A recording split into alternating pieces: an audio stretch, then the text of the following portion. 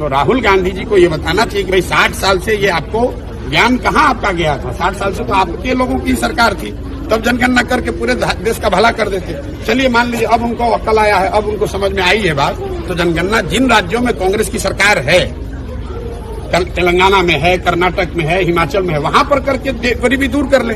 हम लोग सब लोग उनके पीछे उसी मॉडल को मान लेंगे। अगर जातिगत जनगणना से गरीबी दूर होती तो बिहार में तो जनगणना हो गया, यहाँ गरीबी किसका दूर हो गया।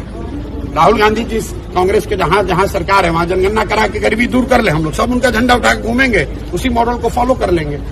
जातिगत जनगणना से या किसी भी तरीके के सर्वे से आपको सिर्फ इतना पता चलता है कि समाज के किस वर्ग की स्थिति क्या है, लेकिन वो पता चल रहा है, उसका कोई रास्ता जब तक नहीं निकालिएगा। लोग गरीब हैं ये तो पता है, लेकिन गरीबी से निकलेंगे कैसे इसका रास्ता बताना पड़ेगा। बिहार देश में सबसे गरीब और पिछड़ा राज्य है, इसके लिए जनगणना की जरूरत है, ये तो सब लोग जान रहे हैं। आरजेडी के लोग जो पिछले 30 वर्ष से मुसलमानों के रहनुमा होने का दावा कर रहे हैं, मैंने उनको आज इस सभा और इस मंच के जरिए ये चुनौती दी।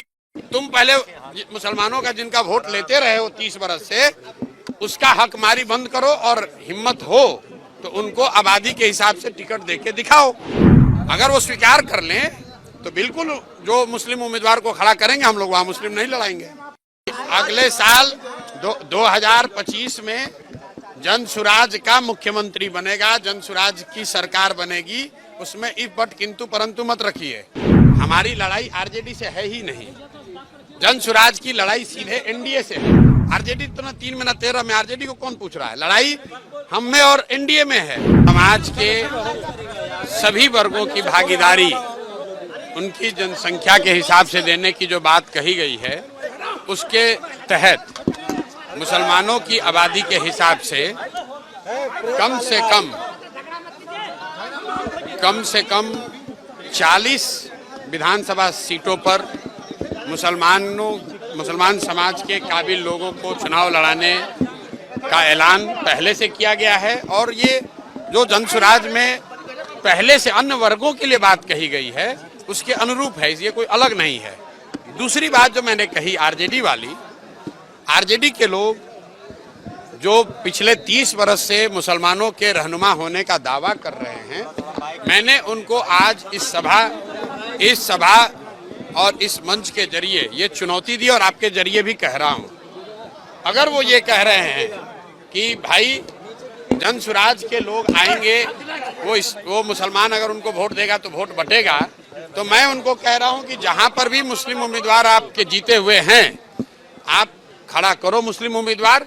हम वहां मुस्लिम नहीं लड़ाएंगे, हम वहां हिंदू लड़ा लेंगे, कोई बात नहीं है। तुम पहले मुसलमानों का जिनका वोट लेते रहे हो 30 वर्ष से, उसका हक मारी बंद करो और हिम्मत हो तो उनको आबादी के हिसाब से टिकट देके दिखाओ। वोट तो तुमने लिया है, ये हमने उनको चुनौती दी है। अगर वो स्वीकार कर लें तो बिल्कुल जो मुस्लिम उम्मीदवार को खड़ा करेंगे, हम लोग वहां मुस्लिम नहीं लड़ाएंगे। अरे भैया, दल बना नहीं और आप सीएम कौन होगा। अगले साल 2025 में जन सुराज का मुख्यमंत्री बनेगा, जन सुराज की सरकार बनेगी, उसमें इफ बट किंतु परंतु मत रखिए। बाकी कौन बनेगा, देश राज्य की जनता होशियार है, वो चुनकर अपने आप बता देगी।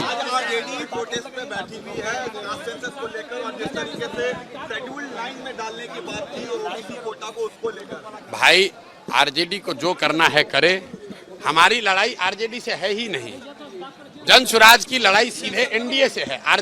लोकसभा के चुनाव के नतीजों को अगर आप देखिएगा तो 176 सीट पर तो एनडीए आगे है। आरजेडी तो ना 3 में ना 13 में, आरजेडी को कौन पूछ रहा है। लड़ाई हम में और एनडीए में है। आरजेडी चाहे धरने पर बैठे या चाहे जाकर अनशन पर बैठ जाए।